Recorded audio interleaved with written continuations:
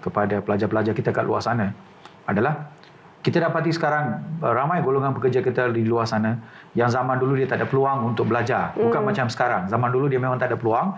Dia dah mula karier dia sebagai untuk bekerja. Dia sampai satu tahap dapati untuk kenaikan pangkat.